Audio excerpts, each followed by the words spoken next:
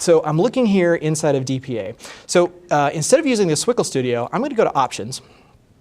And the first thing you're going to notice down here, well, I'm going to scroll down to it, is Management API Documentation. Yep. So let's click on Management API Documentation, and we go to Swagger. Swagger? What is Swagger? You've got some swagger. You've got Swagger. Yeah. Swagger is a miraculous self-documenting API technology. Well, not completely self-documenting, but for you, it means that you're not looking at documents back and forth and that you can run things in real time. So the cool thing about this is it can do things like this access token API thing. This is OAuth, and then there's a management API, which is what we're going to be using here in a second. So I'll show you how you can walk through and see how this works instead of, you're not using SWCL Studio, right? So if I'm going to click on the management API here, and you can see that there's sort of 5 main categories of calls that you can make. You can get data about annotations, you can manage the monitor database instances, you can register new databases, and then there's API logging as well. And the ones that we're going to focus on is actually database registration and database monitoring. Okay. So the way that this works is it's based on a token. Because with the Swiss API, it's a username and a password. In this case, it's a token and it's using OAuth. So the first step is I need an access token. Right. So remember that DPA's API is based on a refresh token. So that's something that you get out of the UI, or you ask an administrator to give you, and then you can access it. So I'm going to expand this first REST API. So essentially, it's saying access token is a service. I have several different things I can do on it. In this case, it's a post, right? So I'm going to say try it out. And then it's going to ask me for my refresh token, which we just grabbed from the administrator, sent it to me. And I'm going to say execute. Here's the curl that executed to go get that, the URL so that I can confirm it, and then here's my access token. And so the first thing to note is that the API is going to work for you just like it is in Swagger. So whatever you do here in terms of testing will also work when you implement it regardless of the language that you're using for that script. Now, I'm sorry, there was a timeout there, $8.99. That's the default, 900 seconds for every access token, or?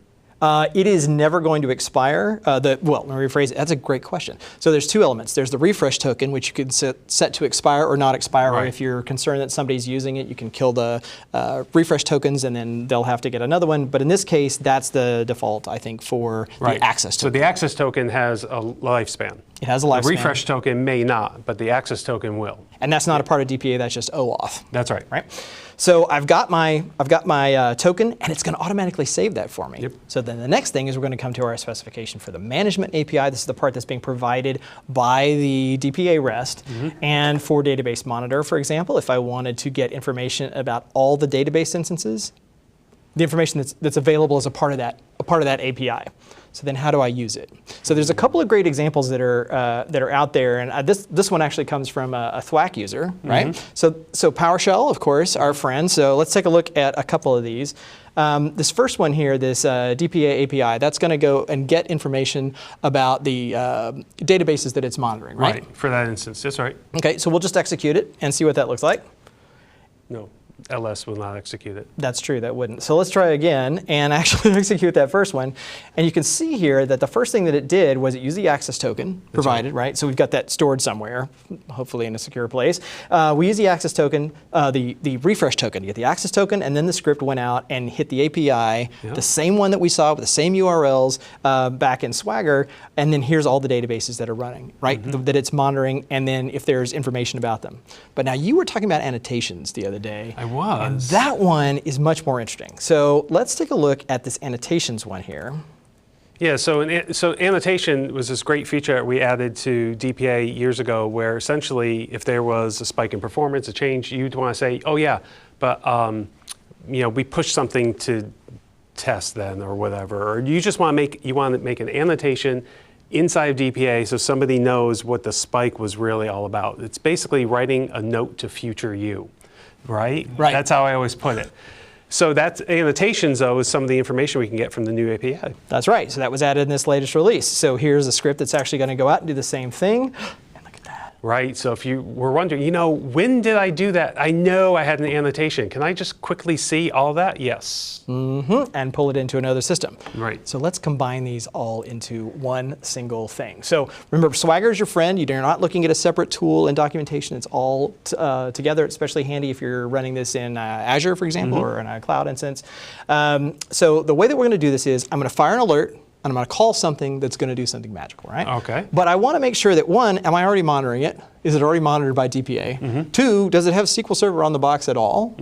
And then if it does, is that already monitored by an instance once we know some things about it, like its IP address? Like we should probably check with both DPA and Orion if we're already monitoring it. And then if not, then we're going to apply monitoring, sort of make sure that it's safe, right? Okay, I'm with you. So we're going to tie all those things together. So we're going to start with an alert, because that's what's actually going to tell us that we've reached a certain CPU threshold. And we'll just use the summary view. I love the summary view. It's just so handy. useful. Yeah. Lets you know. It lets you know. So this was the Auto Deep Monitor SQL with DPA, right? So it's gonna, I'm just kind of going through the description, the rest of it, it's gonna run once a minute.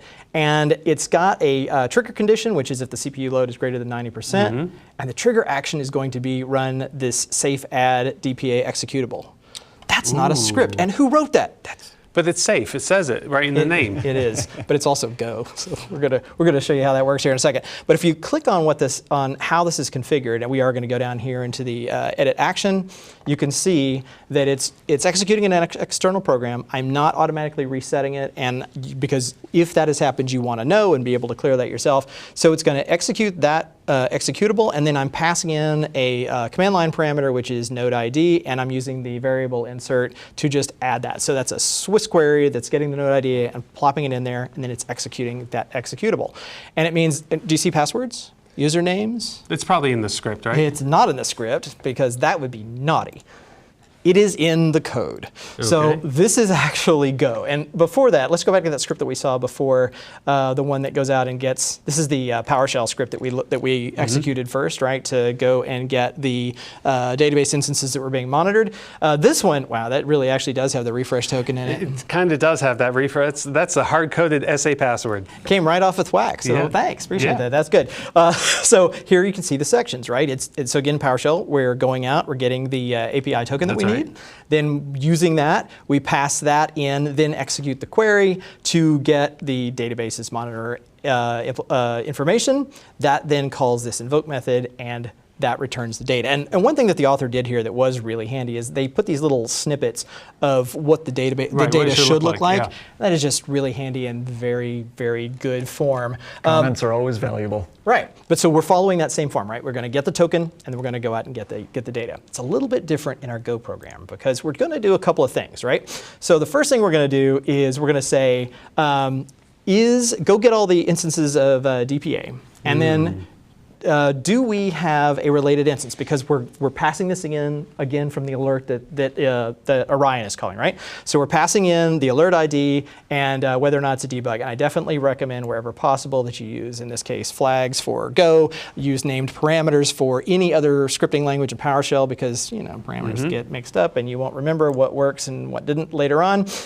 So it's for node ID, does it have a DPA instance? Because we can ask Orion that, because it has the relationship. Remember before the little icon with the database button on the left-hand side? So if it's already being monitored, we don't want to add monitoring, right? So then the second thing is, does it have SQL Server running on it? So for that, we're going to go get a process list.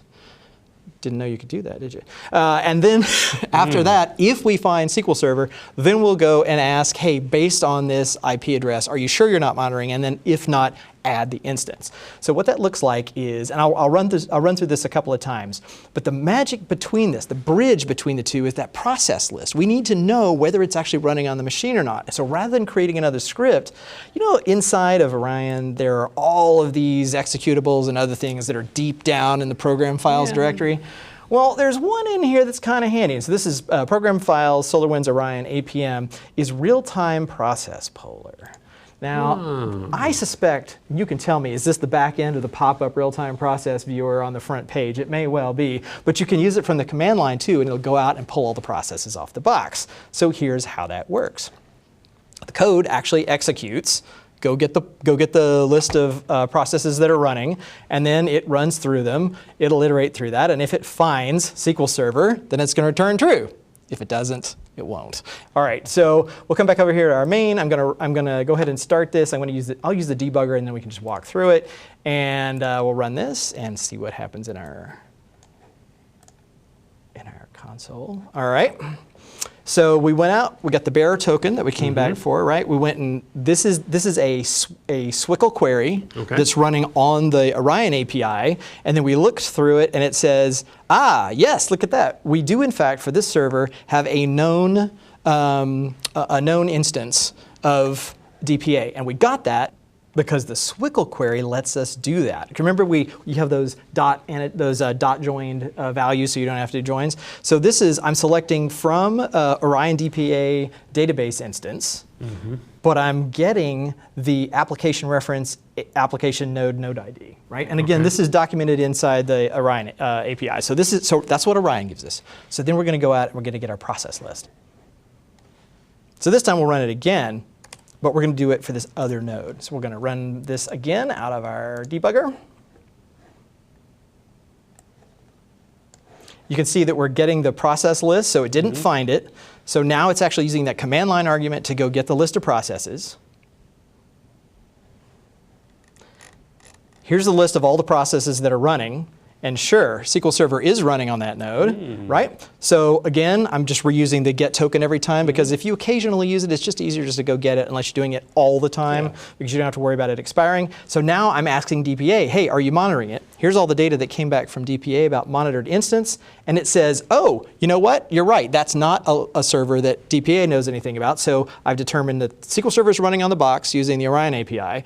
I figured out that it is definitely not being monitored individually by DPA, and then it went out and then added the monitoring instance by essentially setting a set of parameters in this DPA class, and it's passing in a couple of things. A lot of these for SQL Server are ignored, so I've kind of trimmed it down. So this one is basically saying I'm adding a SQL Server, the host name that's being passed in as a part of that that we collected through that API, and then you asked before about credentials. I've just got a little class here, the secret class, which knows how to go out and get secrets that are stored on that machine so that they're encrypted and nobody can get access to them. So that's about it for the API.